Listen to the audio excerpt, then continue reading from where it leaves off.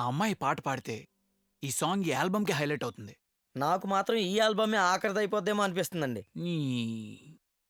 వాళ్ళ ఇంటి దగ్గర నుంచి వచ్చిన కాడి నుంచి ఈ తబలా సౌండ్ కంటే నా గుండె చప్పుడు పెద్దగా వినిపిస్తుంది. చౌరుకో. సక్సెస్ ముందు ఇలాంటి హర్డిల్స్ అన్ని కామన్ అయ్యా. అయినా వాళ్ళకి భయపడేదేంటి? వాళ్ళు మనుషులే కదా. వాళ్ళు మనుషులు ఏంటండి, సివిల్ డ్రెస్సుల్లోనే యమధర్మరాజుల్లో ఉన్నారు. అరే ఆడెవడో తోటలో దొంగతనం చేస్తేనే తాట తీశారు. అలాంటిది వాళ్ళ అమ్మాయి మంటికి వచ్చిందని తెలిసింది అనుకోండి, మన సంగతే అంతే. ఎందుకే అన్నిటికీ నెగిటివ్ వైబ్రేషన్స్ తెస్తారు? వైబ్రేషన్స్ అలాగ ఉన్నాయి మరి. నీకింకా వైబ్రేషనే, నాకైతే టోటల్ సైలెంట్ మోడ్. సార్ ఆడేంటి సార్ సీరియస్గా వచ్చేస్తున్నాడు. అమ్మా!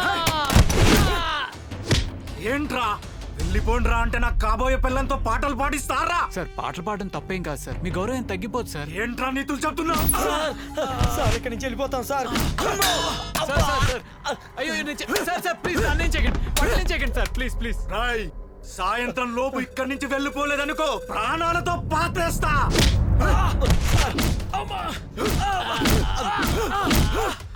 సార్ రాయ్, సామాన్లు సర్దుకొని బయలుదేరలేదు, ఈ శవాలు కూడా బయటికి వెళ్ళావు.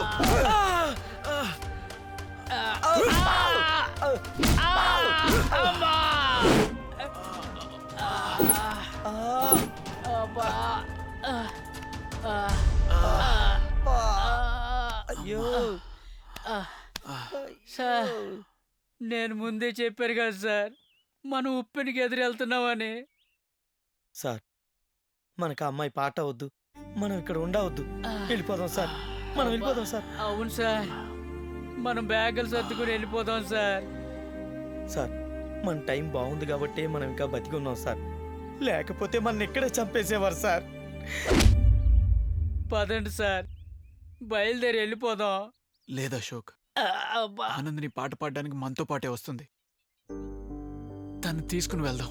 ఇంత కురుక్షేత్రం జరిగాక ఆ అమ్మాయి వస్తుందని ఎలా అనుకుంటున్నారు సార్? ఒక అమ్మాయి ధైర్యంగా పాడతానంటే మనం భయపడిపోయి పారిపోవడం ఏంటి? సార్ చావు అంటే మాకు భయం లేదు సార్, కానీ ఇంత ఘోరంగా చావడం మాకు ఇష్టం లేదు సార్. మిమ్మల్ని ఒంటరిగా వదిలేసి వెళ్తున్నందుకు ఏమనుకోకండి sir. Sorry sir.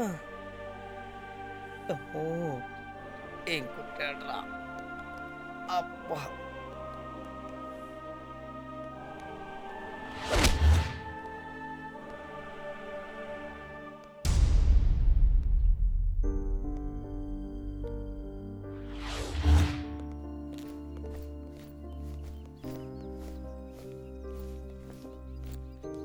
Sir bye sir.